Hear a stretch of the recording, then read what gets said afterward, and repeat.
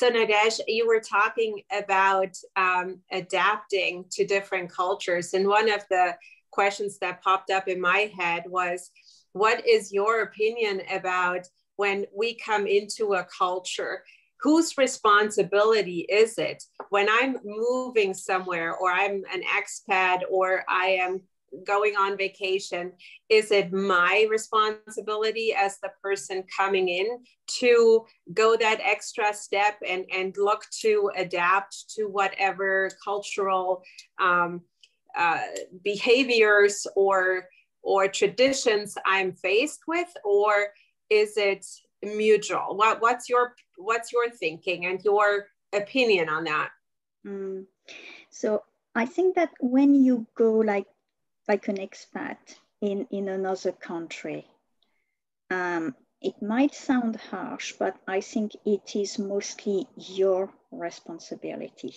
Okay, you're not there to change the culture of the place, okay, especially if you're an expat and you're there temporarily. So to make your stay more successful, it is your responsibility to understand the culture and to try to meet people where they are as much as you can. So that would be one situation. In situations where you have different groups coming together, like for instance, when you were talking about your examples of, having these American people and German people having to work together, and it's just two different groups coming together. And here it's not that, okay, you may have gone to the US, but in terms of that group, then I would see the responsibility shared, that it's up to the two groups to understand each other and each group to understand the other group, because here you have to work together. So I would say depending on the context, the responsibility can be more shared or can be more on one side. That would be my view. Yeah, it's interesting. And to elaborate on that, what you said, I think it's also, once we realize that approach actually benefits us too, the more resistance we create when we're coming somewhere, say being that as an expat, if we are getting annoyed or we get frustrated over how somebody else does business, or that maybe the stores are closed at a certain time, or whatever we might be used to, the more we get entangled in that, the more suffering we experience and the less we are able to enjoy. That's been my experience. And it kind of leads me into another part of the conversation, that is this, how we are doing as human beings, whether or not we are balanced, whether or not we are experiencing certain levels of, and I call it quote unquote suffering, because anything to me that is not giving me joy, blissful feelings is a form of suffering, frustration, anxiety, annoyance, whatever the case might be. And anything beautiful really comes from a place of that. What's your thought and experience? You've been in so many different countries. What has been your experience to move beyond that point and say, okay, I am experiencing the fullness of it all? Yes, and it's true. And when you change culture, it's absolutely normal. To begin with, you might be excited. Oh, yes, it's new, it's shiny, it's great. But then after usually not very long, it just all becomes too much, because there's too many things. Your brain just can't cope. It just can't cope, because our brain is geared up to work on autopilot. So it's geared up to work in familiar situations. And then you're in completely unfamiliar situations, and your brain goes into overload. And yes, we talk about culture stress, about culture shock. And yes, absolutely, it happens. And so you have to make that conscious effort. To me, something that was really important was to have time where I could isolate myself in a way from the surrounding world and say, no, now I'm just completely cut off.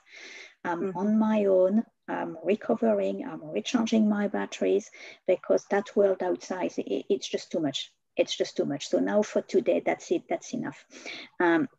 So that was something very, very important to me. So if you can have that little bit of time, you know, every day or regularly to say, no, I'm off for the world. I'm completely off.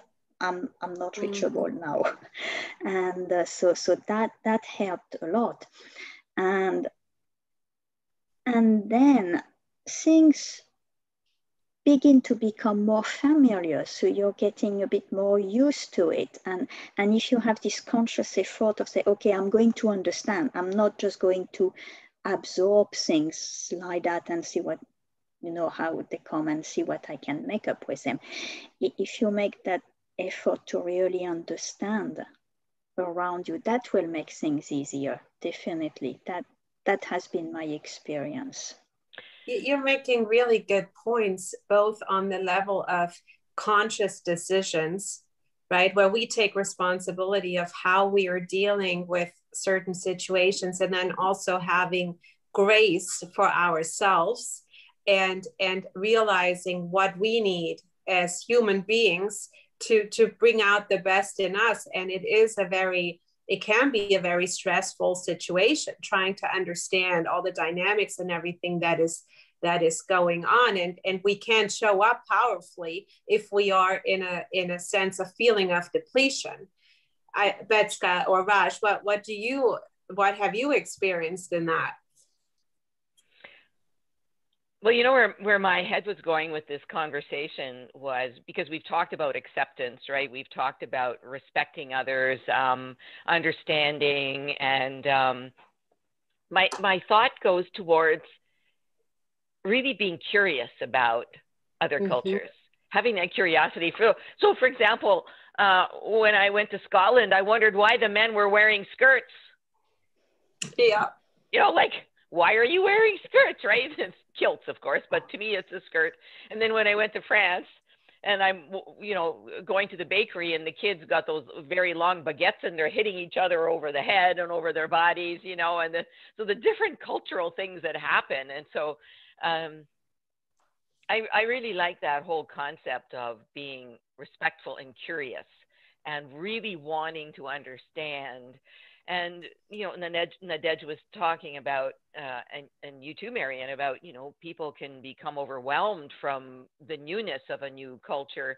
And so, you know, as a former diplomat, I know many of the families and the children, you know, Canadians living in France and England and Switzerland and wherever, you know, they suffered because they didn't understand the culture. They didn't know how they could fit in. Some of them didn't know the language. You know, so, you know, those were little, you know, micro examples of, okay, so I don't really fit in right now and I'm feeling stressed out. So what do I do about it? So what I did was I invited a whole bunch of French people to a dinner party at my house. And I had to learn how to make a French 7-course dinner. I've never made a French 7-course dinner in my life. So, but, you know, I asked my friends, you know, well, when do we eat salad? Oh, it comes after cheese. It does? Oh, okay. You know, in Canada, we eat salad first, you know. So anyway, I really get, having lived in all those countries myself, that it can be very stressful. Yeah.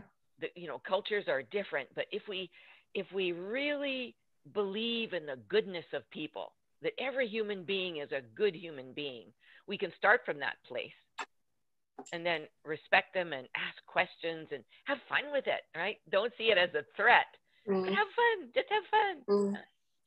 And it's that curiosity is an interesting point, because to me, when you're looking at the living experience, right, we're coming back to that.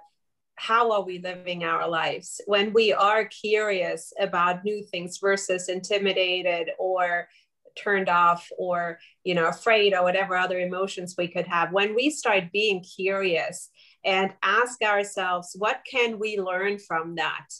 Isn't that where we are, again, growing as human beings, personally, but also, of course, professionally, if we are in that scenario, why do people do what they do, right? And what can we perhaps take from that and incorporate into our own style that would make things better for us and how we approach the world and people?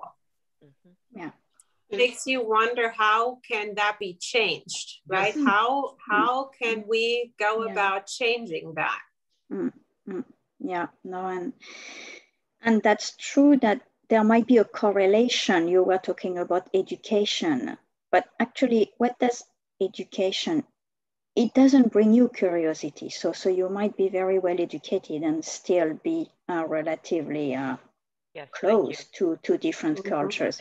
So, but what education, I think, brings you is an exposure to different things. Because yes, usually you leave your city, you go somewhere else to university where you have a different set of people, and basically what is important here to me is exposure. We need to be exposed to something to learn from it. We need to know. If not, we're not going to learn. And so people who don't have the opportunity because they don't have access to education and they have to stay where they are to take a job and something like that, they don't have that opportunity to be exposed to something different. So they won't know about the differences. And so, if they don't know, how can you expect them to accept them, let alone to adapt to them, when they see them? So it's all about exposure to me. And it's all about education. And we've got this opportunity, because we're all connected. We're just from all over the world, and so we've got this opportunity to expose ourselves, to be exposed to all the differences in the world. But it's about taking that opportunity and learning from it, and people who may not have that opportunity, to bring that to them, to educate them about it. Raj made a really good point when he said it was his upbringing that allowed him to be so open to different cultures, right?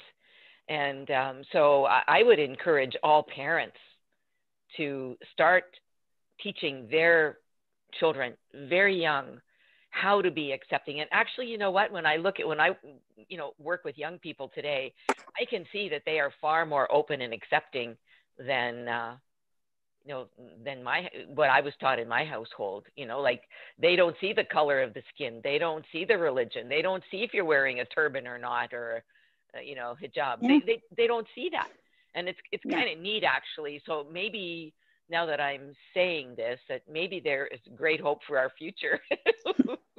But isn't it still coming back to what kids, and I guess we're coming back to education, upbringing within the family, right? Our closest group we are exposed to early on.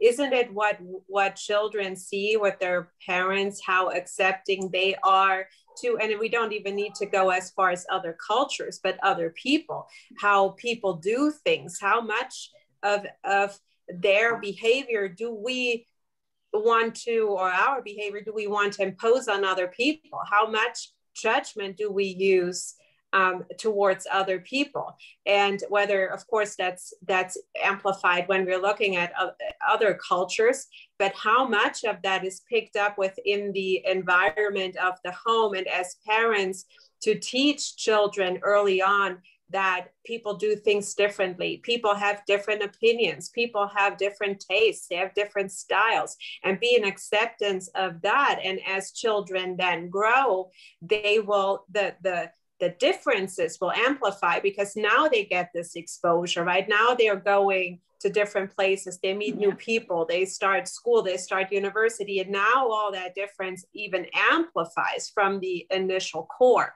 But isn't that where it all starts?